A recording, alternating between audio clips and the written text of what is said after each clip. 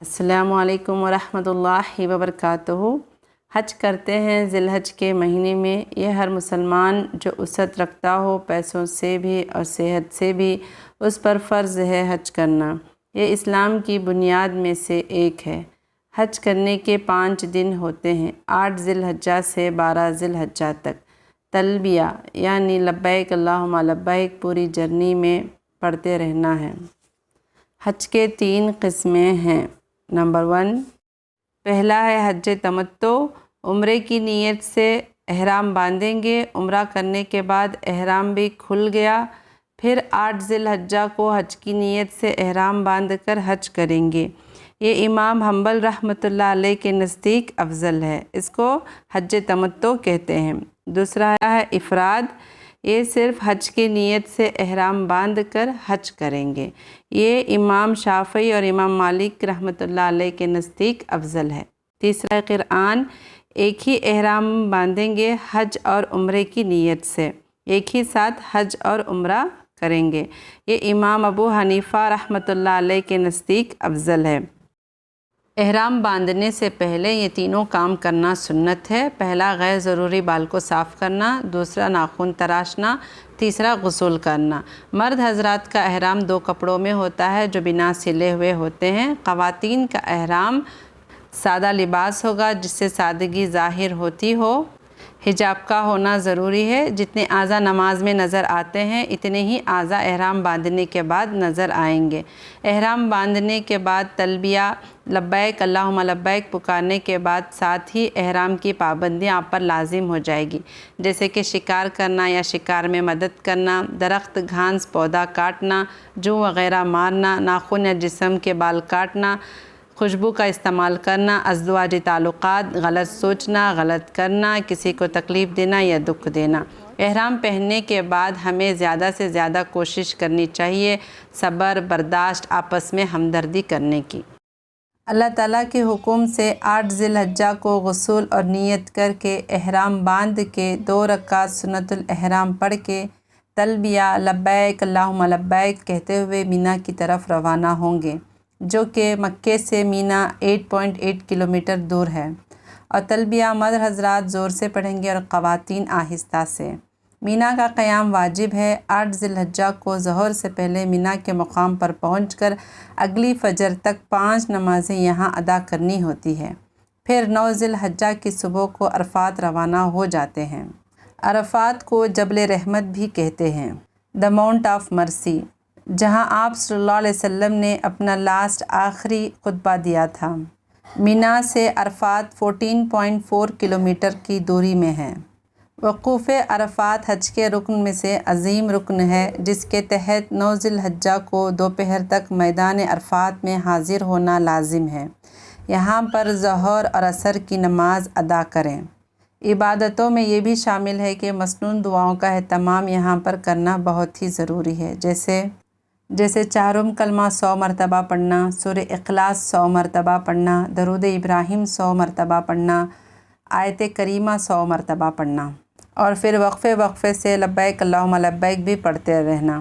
اللہ سے بخشش کی دعائیں کریں، کھڑے ہو کر لمبی لمبی دعا کریں، اور پھر سورج غروب ہونے کے بعد مزدلفہ کے لیے روانہ ہوں گے، جو کہ عرفات سے 9 کلومیٹر کی دوری میں ہے۔ مزدلفہ پہنچنے کے بعد مغرب کی نماز قضا ہو چکی ہوں گی۔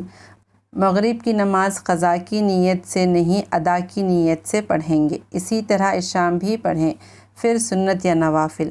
مزدلفہ میں آرام کرنا بھی سنت مصطفیٰ ہے۔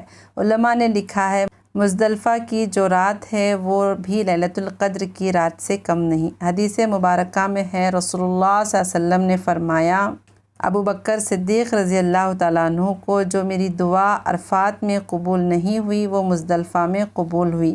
مزدلفہ میں فجر کی نماز پڑھیں اور پھر کھڑے ہو کر دعا کرنا واجب ہے۔ اگر کوئی عمر دراز ہو اور کوئی بھی عذر ہو تو انہیں رخصت ہے۔ 10 ذی الحجہ عید کا دن بھی ہے۔ اس دن ہم مینا کی طرف نکل جائیں گے جمرات کے لیے۔ مزدلفہ سے مینا 4 کلومیٹر کی دوری پہ ہے۔ صبح صادق کے بعد کنکریاں مارنے کا وقت شروع ہو جاتا ہے۔ افضل ہے فجر پڑھنے کے بعد کنکریاں ماریں۔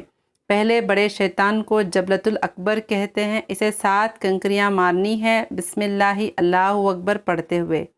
پھر قربانی کریں، حلق اور قصر کریں۔ حلق یعنی مرد حضرات سر منڈائیں گے، قصر یعنی عورتیں بالوں کا تھوڑا نیچے والا حصہ تھوڑا سا کاٹیں گے۔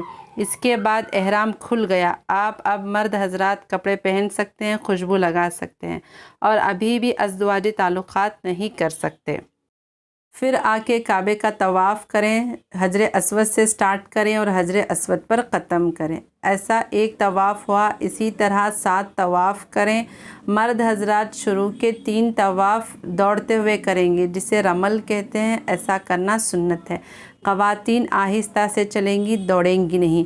اگر مرد حضرات کا ہجوم کم ہے تو استلام کرتے ہوئے طواف کریں۔ استلام یعنی حجر اسود کو چومتے ہوئے طواف کرنا۔ طواف کرتے ہوئے ذکر کرتے ہوئے طواف کریں۔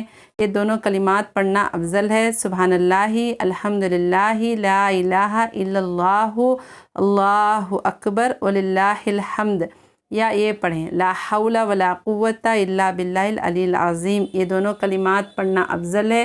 آپ کو اس کے علاوہ دوسرا کون سا بھی آتا ہو تو پڑھ لیں۔ طواف مکمل ہونے کے بعد مقام ابراہیمی کے پاس کھڑے ہو کے 2 رکعت نماز پڑھیں گے۔ طواف کے بعد سعی کریں گے۔ سعی یعنی صفا مروہ پہاڑ چڑھنا۔ پہلے صفا پہاڑ پر چڑھیں گے، پھر مروہ پہاڑ پر، اسی طرح 7 چکر لگائیں گے۔ پہاڑ کی اتنی اونچائی تک چڑھیں گے جہاں کھڑے ہو کر ہم کعبے کو دیکھیں تو اچھے سے نظر آئے، پھر ہاتھ اٹھا کر دعا کریں گے۔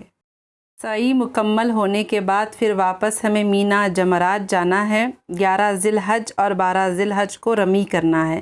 رمی یعنی شیطان کو کنکریاں مارنا ہے۔ ہر شیطان کو 7 کنکریاں ماریں گے۔ پہلے چھوٹے شیطان سے شروع کریں گے، 7 کنکریاں ماریں گے، قبلے رخ ہو کر دعا کریں گے۔ پھر درمیانی شیطان کو کنکریاں ماریں گے، قبلے رخ ہو کر دعا کریں گے۔